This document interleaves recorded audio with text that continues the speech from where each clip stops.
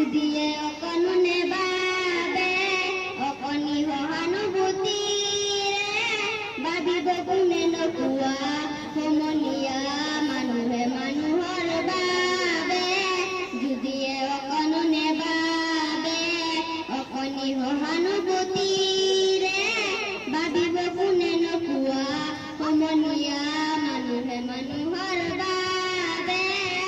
মানুহে মানুহক বেচিব খুজি